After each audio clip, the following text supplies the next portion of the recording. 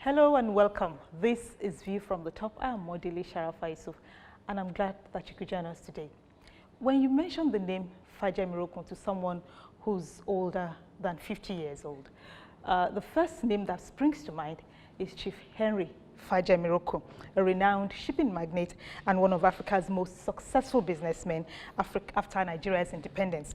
Today, Chief Dele Fajemirokun, his son, has not only consolidated on his father's business, he has built a bigger business empire and proven that in Nigeria, it is possible to maintain wealth across generations.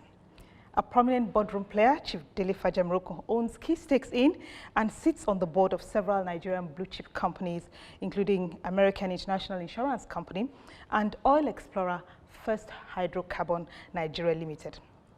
In his first exclusive interview, Chief Dele Fajemirokun joins us on View from the Top today, and I'm truly delighted. Thank you very much, Chief Fajemirokun, for joining us. Thank you. Let's quickly get you further acquainted with Chief Fajemirokun before we settle down to our conversation. Born on April 16, 1950, Chief Dele Fajemirokun got a Bachelor of Science degree in Economics from the University of Ife, now Obafemi University, and later an honorary doctorate degree from City University, Los Angeles.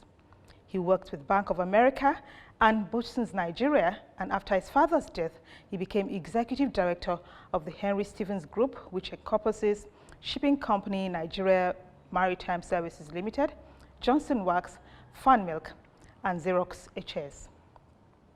Apart from oil explorer First Hydrocarbon Nigeria Limited, Chief Dele Fajemirokun also founded King's Guards, Multishield Limited, Logic Sciences Limited, FSS Gases Limited, Blue Chip Communications Limited, as well as Food Concepts and Entertainment, operators of the Chicken Republic franchise in Nigeria. He serves as the chairman of AIICO Insurance PLC and has been on the board of the insurance company since November 1992. He is a fellow of the Institute of Administrative Management of Nigeria and the Institute of Directors.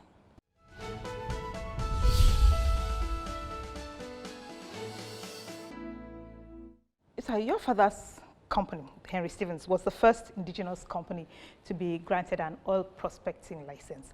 And you have since set up Oil Explorer First Hydrocarbon, which purchased OML 26 in 2010. What are the challenges of competing in the same market as the oil majors?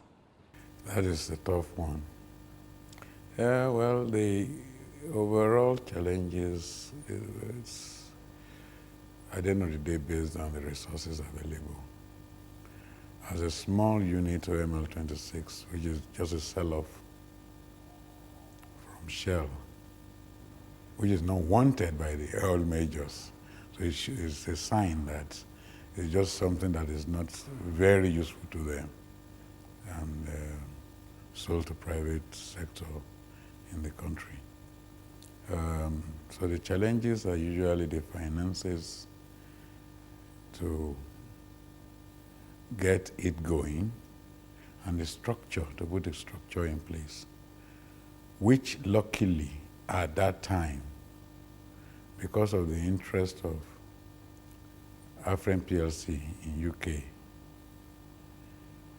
were able to have a transfer of management into First Hydrocarbon.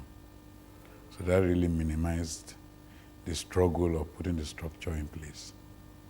How are lenders responding to the growing sophistication of Nigerian companies in this sector? Well, don't talk about that now. The lenders are suffering now from the oil gluts and the low price of oil internationally. But it's an area that I believe finance will always be available because the product is on the ground.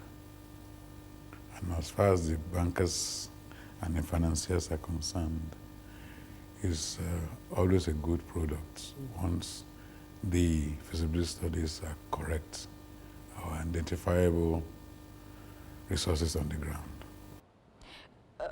How can Nigerian companies take an even bigger advantage of the local content policy in the petroleum industry? Already Nigerians are taking over, and Nigeria are very aggressive in it. But the first thing, though, is the government needs to encourage more, not in name of policy, in really liberalizing the industry. I don't believe, if you have read any of my interviews before, I don't believe government has a business in business. They don't even have business in having stake in the oil majors. It should all be quoted on the Nigerian Stock Exchange. And this will encourage others to go into this, and for those people to look inwards, for the oil majors to look more inwards as to the management of the corporations. You know, as you said, oil, for example, is still an attractive business. Would you consider investing in a refinery, for example, after this, your adventure with First Hydrocarbon? I would. It's something we've been working on. I don't like to talk of I. We as a group have been looking at these possibilities of going forward, taking another step into refinery. It is not really that complicated. But like I said, since the expertise is here, or majorly the finances are from abroad, you still need some ways to put together both the pros and the cons of moving further into the refinery space. Refinery, as we have seen, owned by the Nigerian government, which to me still has to be privatized. The government can never be a good manager of any enterprise.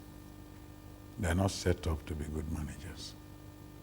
So the first way is to first sell off what is there, privatize it one way or the other, either through the stock exchange or through what they've done before, selective bidding or whatever they can do, similar to what they did in telecommunications. You will still find buyers for them. It doesn't, you know, there have been recommendations by several committees and by people like your good self that government should sell off its stakes in the refineries. But we don't seem to get an impression that people are beating down the doors and asking to take over these particular refineries that are... Are the government giving an indication of selling? You know, the worst thing a businessman wants to do, I, for one, or we, is to partner with government in a joint venture like that. Because an experience in this particular area that I have been, my experience there had not been rosy with the last government wanting to take charge of management of the OML 26. And they're simply not capable of doing it. So it's really a private sector, should be a private sector driven business. You know, government should just always retain regulatory roles in all these areas, not ownership role. That has always been my prayers. The government limits themselves, not only in oil, in every sector, limit themselves to regulatory, not ownership. We must take a breather. We ask that you please join us again after this short break.